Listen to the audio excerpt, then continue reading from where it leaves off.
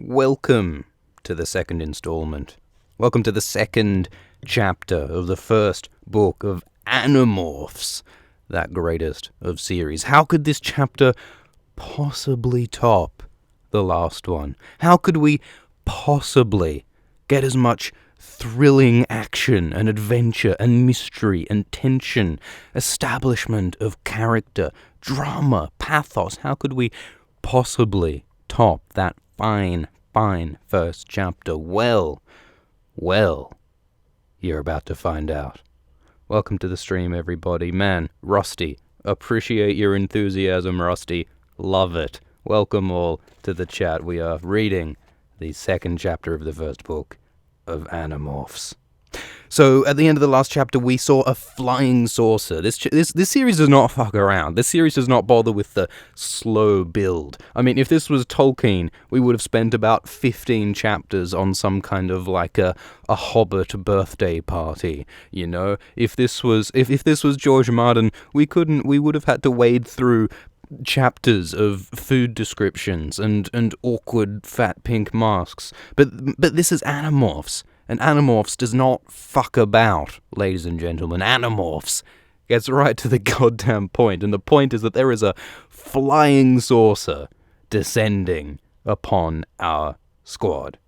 So there's the flying saucer, and everyone's like, holy crap, like what's going on? This is like all the movies when the flying saucer comes down and our plucky band of adventurers goes, "Ooh." That's what's happening, alright? And hearts are pounding, and Marco laughs at first when he hears the people talking about flying saucers, but then he looks up and he goes, whoa, it is indeed a flying saucer. Marco, by the way, is a little bit of a skeptic, we'll find, right? A little bit of a rationalist, and as we know from every work of fiction ever, the rationalist and the skeptic who tries to explain strange phenomena with real, observable, sensible, rational means is almost always wrong, and this series is no exception. Anyway, so the flying saucer is descending, and it is coming this way. So Rachel's like, "Wow, it's coming." But well, hold on a minute. It doesn't really look like a flying saucer, does it? It's not all that big. It's about the size of a school bus. It's shaped kind of a little bit like an egg, but at the back of the egg there's a long, narrow shaft, which is like, all right, well maybe it is a little bit of a fat pink mast then, isn't it? But it's a funny looking spaceship. It's got some stubby little sort of wing-like things on it, and it's got some bright blue glowing tubes on the end.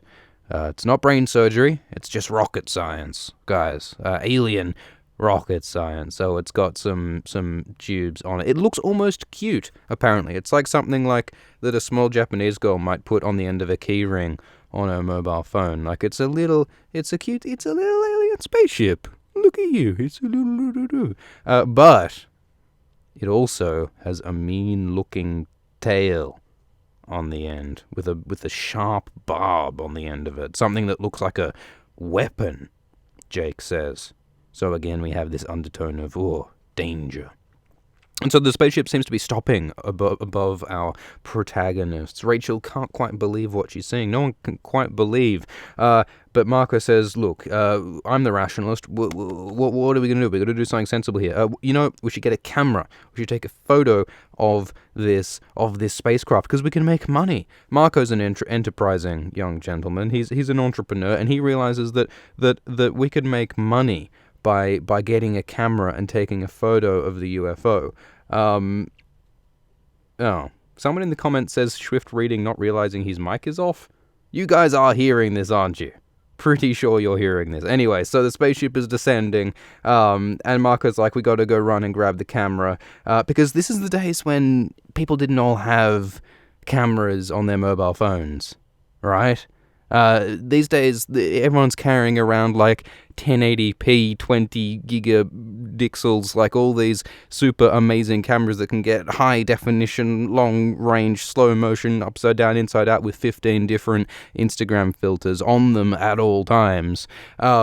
But this wasn't the case in the 90s. Back in the 90s, back in the good old days, you needed a big old camera apparatus, a big heavy old thing. Back in my day, the only way you could record a photo, an image, was by a cave painting. You had to get some charcoal and drag someone's likeness onto a wall, and that's how we did selfies back in my day. So but in this case, in the 90s, they can't just snap a photo of the alien, which, by the way, is how we know that UFOs are bullshit, because, like, if UFOs were real, the massive recent increase in the number of cameras that everyone has on them all the time would surely make it infinitely easier to capture a high-quality, direct, good photo of a UFO. But strangely, as camera technology has increased, convincing UFO images have not. Although there is another issue coming in, because at the same time that the cameras are improving, photoshopping and image manipulation technologies are also increasing. So it's increasingly possible to create an image of something that's not real, like an alien, and it's increasingly difficult to prove whether or not it's a real image. So maybe we're going to have the opposite problem soon of having thousands of very convincing looking alien photo imagery, but absolutely no way of knowing whether it's real or not. But anyway, so Marco's like, alright, maybe we should run and get the camera. But then Jake's like, but what if they blast us with their space lasers? Ugh, that's a concern, says Jake. And then Marco dismisses and says, oh, well, phasers are only in Star Trek. Didn't you know that? So Marco's an annoying nerd. But they're trying to come to grips with this supernatural thing that's happening in their lives. How do they deal? How do they fit it into their existing schemas of things that they understand? Is this like Star Trek? How do we deal with this new situation? Is any of it even real? Is it all a dream? What is going on? And so while the spaceship descends, it makes the hair on everyone's head stand on ends. So even Rachel, who has like long blonde hair, her long blonde hair is sticking out in every direction, sticking out straight, which sounds kind of hilarious. But it raises some questions about how the spaceship works, right? Is this some kind of like anti-gravity technology that the aliens are using? Is that why everyone's hair is standing on end? Or is it like static electricity or something? You know, if you get on like a hot trampoline and your hair gets all mussed like Arya Stark, it's crazy. But anyway, so the ship is descending. And everyone's freaking out except Cassie seems to be pretty fucking cool with it. Cassie's cool, calm, and collected. She's seen shit like this before. She's seen worse than aliens. She's fine. So Cassie's chilling and the spaceship is coming down. Although Marco's a bit shaky, Jake is terrified, but he's also very impressed and excited because, hot damn, it's a spaceship. I ain't never seen a spaceship in my backyard before, and here we are. So they're terrified, but they're also excited. It's weird, but they're excited. And then the ship descends towards them. And Jake wants to run yammering away. If you're going to run away, you may as well run yammering. And he wants to hide, but he recognizes that this is important and amazing, so he stays as the alien ship descends. And as the alien ship descends, they notice there are some burn marks around the pod. There are bits of the sides that are melted. The ship appears to be damaged. So note that down. There's a test on this later. And Marco's like, all right, look, I'm the rationalist. I'm trying to be pragmatic here. Maybe we should tell someone about this alien invasion that's happening, mate. Maybe we should tell the cops, the army, the president, someone. We need to tell someone about what's going on. And this is always what happens in these kinds of books. Whenever they need to make some kind of excuse for the fact that it's children facing the existential threat of humanity, and there's always some bullshit like, ooh, no one would believe us, or they'd think we were crazy, or we can't get any kind of proof or something. That's usually how this shit goes. But this series also, I think, has some excuses for the kids not telling people. We'll get into that. But anyway, so they're like, shit. All right, maybe we should communicate. Maybe we should like say hello. How do you say good day to a spaceship? Probably not with a hello rock. How do you say good day? They don't have a Babel fish. They don't have translation. How are they going to do it? And then Cassie or someone's like, oh, well, people all speak English in Star Trek. The aliens speak English in Star Trek. Is there a law explanation of that, by the way? Because why do the aliens speak English in Star Trek? I know in like Doctor Who, the TARDIS has a magical translation field that just explains everything. Is there a reason for the Star Trek aliens talking English? Maybe someone knows. But anyway, they decided to communicate with the aliens, and then they speak to the alien, and they're like, "Whoa, come out and say g'day, hello. It's gonna hi, Mister Alien friend. Would you like to say hi?" And then they feel a voice inside of them.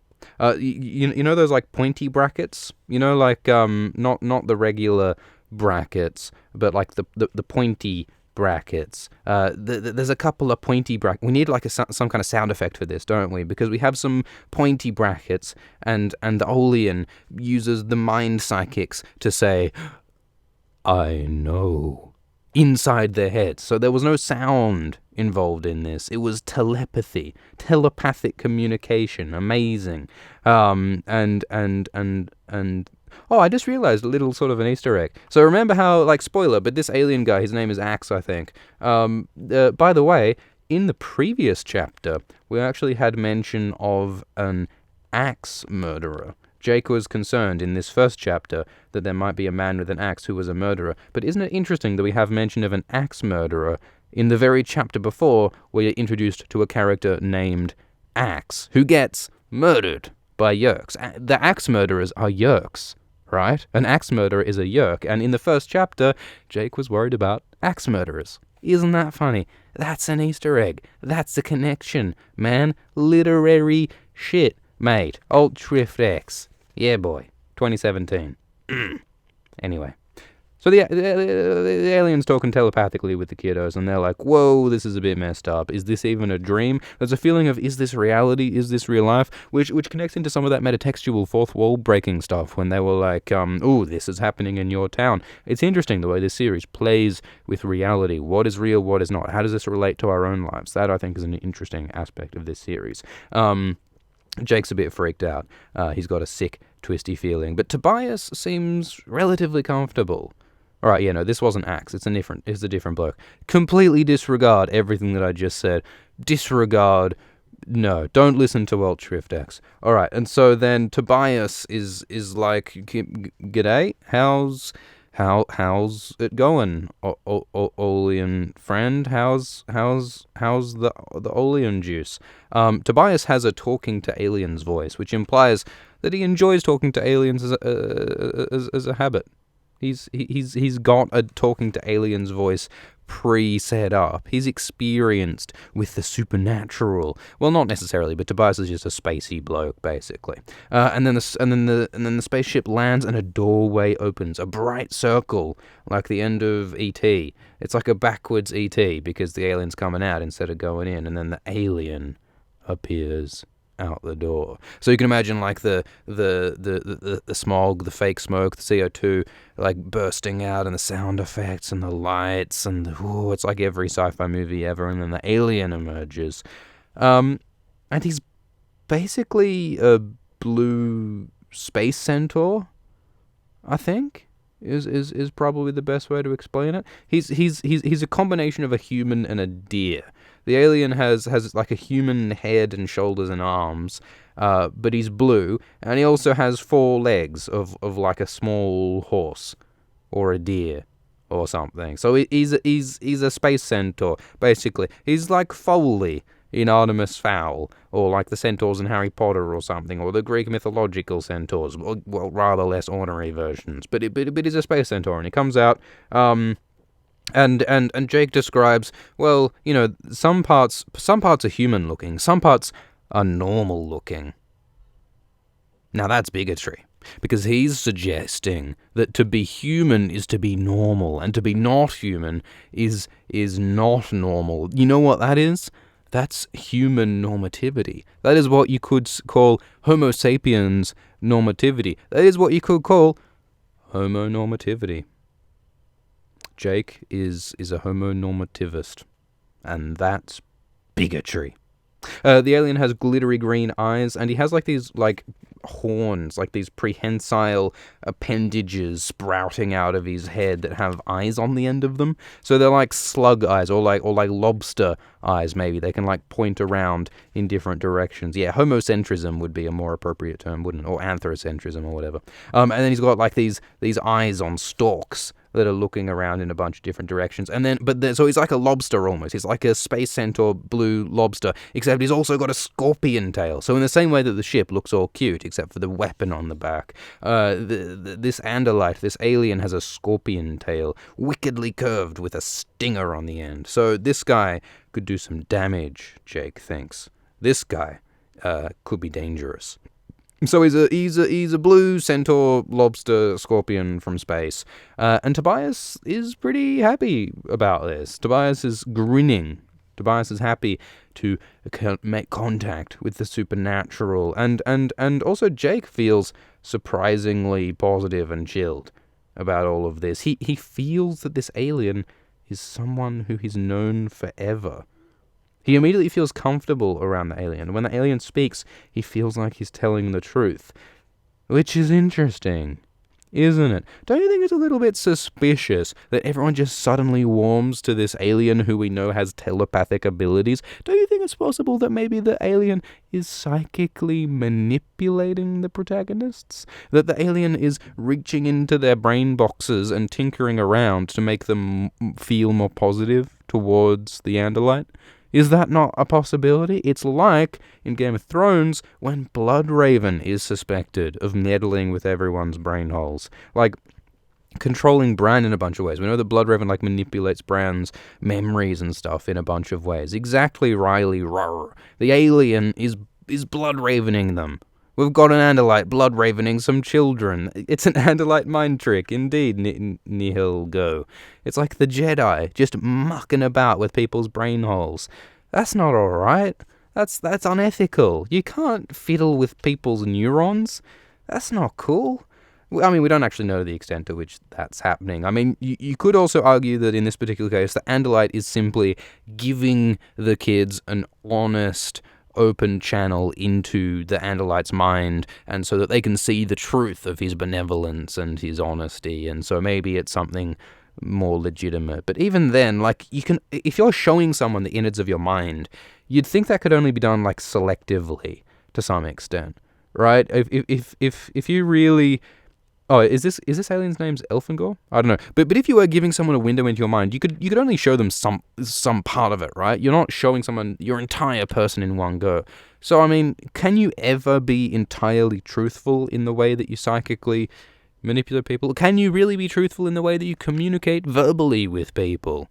Shit, this is getting a bit philosophical. Is it possible to be honest to anyone when we can only ever communicate a small portion of our truth? It's only ever selective, it's only ever biased. So that sounds a bit fucked up. Alright, so the alien's name is Elfangor. Thank you. Sorry, I can't read your names very easily. I need to change the color of the font. And so they seem pretty comfortable with the alien, but the alien is not very comfortable. He staggers and falls into the dirt. The alien is wounded. So Cassie points out that, yeah, the alien is burned, and the alien telepathically says that he is dying. Elfangor is dying. And so Marco says, we should call an ambulance. So Marco, relentlessly pragmatic Marco, suggests calling an ambulance. But to be honest, I'm not sure earthly medical practitioners have a lot of experience with space, lobster, centaur, scorpions that are blue. That sounds like the hardest possible level in Surgeon Simulator or something, or like the Operation game. Can you imagine a variation? You know that Operation, like, board gamey thing where you have to pick out the objects from inside the person's body without touching the sides, or that annoying buzzer goes off? Imagine playing a version of Operation, except it's an Andalite, and he's got all these unfamiliar... I mean, I guess honestly it would be just about the same level of difficulty, wouldn't it? Bad metaphor. Hashtag bad metaphor. But yes. Yeah, hello, is this 911? Our blue space centaur is ill. He's got a space lurgy. He's got a bit of a cough. Can you fix him up, please? That's never gonna go well. Cassie says, oh, we can bandage up the wound. And Cassie's parents are both vets and are totally into animals. You know what? I got a sneaking suspicion that might be useful later on. Alright, so the alien is saying, nah, sorry, I appreciate your concern, but I'm going to die, mate. I'm gonna kick the bucket. The nails are in the coffin. I am a dead lobster man. Sorry. And then Jake's like, no, don't die, man. You're so cool. You're the first alien ever to land on Earth. And then Elfengor says, no, I'm not the first. There are many, many other aliens. But these aliens on Earth are not like me. They are different. And then Jake says, in what way are they different? Do they have cow parts instead of horse parts? Do they have octopus tentacles instead of squiddly bits? Like, in what way are these aliens different to you? I mean, you're such a cool alien. I'd love to see more Ailermouse. Like, you must all be super great blokes. And then Elfengor says, sorry, but these other aliens are not super good blokes. In fact, they have come to Earth to destroy you. Oh, shit. Oh, shit, mate. That's how the chapter ends, is it? That's how the chapter ends. Chapter 2 of Animorphs, Book 1. There are not only benevolent squiddy cephalopodian deer blue man aliens with psychic powers, but there are also aliens who are on Earth to destroy humanity. So we have only deepened the existential threat against humanity. We've heightened the tension and the mystery. We know more, but yet we know so little. What are the Andalites? What are these other different aliens? Spoilers, they're the Yerks. They're like these fucking crazy mind slug men. It's crazy. Whoa, gnarly shit. So what? Crazy shit happening in chapter 2. So I hope you enjoyed this episode of Animorphs. This was a dumb impulse. No, it was very carefully planned out, very, very carefully strategically considered. But I hope you enjoyed this video. We can do some other series as well. If you've got some ideas of books to Swift, chuck them in the comments. And we'll consider them. People have suggested things like Harry Potter and The Lord of the Rings. American Gods is something that's semi-seriously being considered. That will probably happen in some form at some point. But yeah, suggest some cool series that maybe we can do these sorts of live readings of. Live readings, is that a term? I think that is the term of what this is. Tomorrow When the War Began. Yeah, that's a fun one too. Yeah, and of course, the main focus of Alt Shift X is usually Game of Thrones Abridged. We will, Hitchhiker's Guide, yeah, probably. Game of Thrones, so there's like 7 episodes left, 7 chapters left of Game of Thrones Book 1, and we will get to that. The timing, not so sure. What we might do is do weekly installments of the final 7 chapters. They'll be like special Swifty episodes of the final 7 chapters of Game of Thrones Book 1, and we might do them one each week on each week of Game of Thrones Season 7, which is infrequent, I know, but I think that is probably the way it's going to work. So probably don't expect too many Swifty episodes in the near future, but there will be more at some point. Swifty Shades of Grey. That actually would be fun, Riley, to do a 50 Shades of Grey reading. Yeah, that would be a bit of a mess. All right. So thank you for participating in this live stream. See y'all in the next one, whenever that may be. Cheers.